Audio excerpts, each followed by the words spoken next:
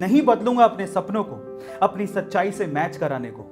मैं बदलूंगा अपनी सच्चाई को ताकि वो मेरे सपनों से मैच कर सके। तब ग्रेजुएशन नहीं हो जाती तब तक उसके खर्चे उठाते रहते हैं। कई माँ बाप तो हद दानवी। हमारे देश में एक अजीब सी परंपरा है, यहाँ पर माँ बाप अपने बच्चों के 10वीं तक तो खर्चे उठाते ही हैं। 10वीं के बाद भी 11वीं 12वीं और जब तक ग्रेजुएशन नहीं हो जाती तब तक उसके खर्चे उठाते रहते हैं। कई माँ बाप तो हद दानवीर होते हैं, जब तक बच्चे की जॉब नहीं लग जाती तब तक वो उसके खर्चे उठाते हैं और इस चक्कर में बच्चे बिगड़ जाते हैं। यहाँ पर बाहर के जैसा नहीं होता। ज़्यादातर डेवलप्ड कंट्रीज और अच्छी कंट्रीज में बच्चे अपना पार्ट टाइम जॉब करके और मेहनत करके 10वीं के बाद से अपने खर्चे खुद उठाते हैं, लेकिन इंडिया में ऐसा कुछ नहीं है। यहाँ के बच्चे माँ बाप के पैसों पर तो अपना हक समझते हैं। वो ये कहते हैं कि हमें पैदा किसने किया, इन्होंने, तो हमारे खर्चे भी यही उठाएंगे, ये तो इनकी जिम्मेदारी है। हद तो तब हो जाती कि जिस चीज़ के लिए आपके खर्चे उठाए जा रहे हैं कम से कम वो काम तो करो, अपने सपनों को पूरा तो करो, अपने पाँव पर खड़े होने के लिए मेहनत तो करो। लेकिन नहीं, ये भी वो लोग नहीं करते। ज़्यादातर यूथ का कोई एम, कोई लक्ष्य नहीं है और ऐसे बच्चे फाइनली ठोकर खा के ही समझते हैं। ऐसे ही एक लड़के को उसके फादर ने इंजीनियरिंग कॉलेज में एडमिशन दिलवाया। खुद तो इतनी फीस अफोर्ड नहीं कर सकते थे, इसीलिए बेटे के सपनों और जिद को देखते हुए उन्होंने लोन लिया और उसे बाहर भेज दिया।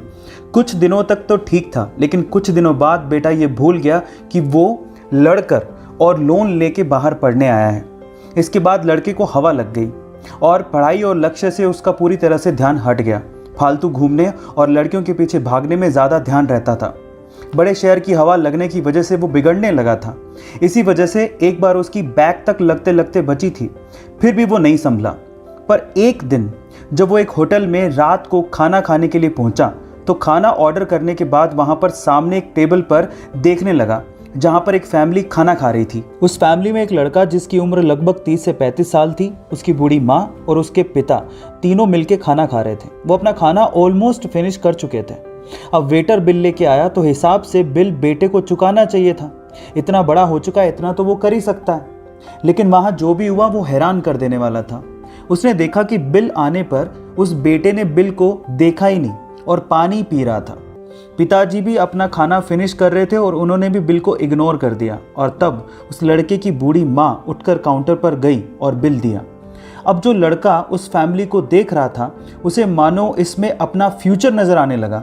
उसने ये सोचा कि अगर मैं भी ऐसा ही करता गया और पढ़ाई पे ध्यान नहीं दिया तो एक दिन मेरी भी हालत ऐसी हो जाएगी कि मैं अपने माँ बाप को एक अच्छे होटल में खाना तक नहीं खिला पाऊंगा। तब वो लड़का जागा और उसके बाद उसने अपनी सारी खराब आदतें छोड़ दी, अपनी पढ़ाई पर फोकस किया।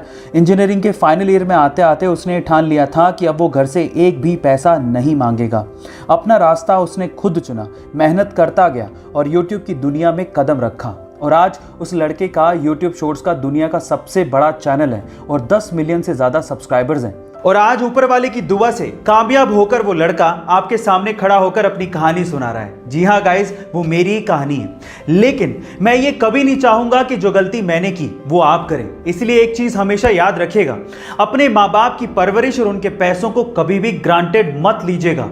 वो आपकी फीसें भर रहे हैं, आपके लिए पैसा इन्वेस्ट कर रहे हैं, तो उनका मकसद सिर्फ एक ही है कि आप अपने पैरों पर खड़े हो जाएं। इसलिए इस चीज को समझें और खूब मेहनत करें और कुछ करके दिखाएं। और हाँ, अगर ये काम आप खुद के पैसों से करना चाहते हैं, यानी कि पार्ट टाइम जॉब करके अपनी फीस खुद भर के अपनी पढ़ाई का खर्चा उठाना चाहते हैं, तो इससे अच्छा काम आपकी जिंदगी में कभी भी नहीं हो सकता। ये तो बहुत ही अच्छी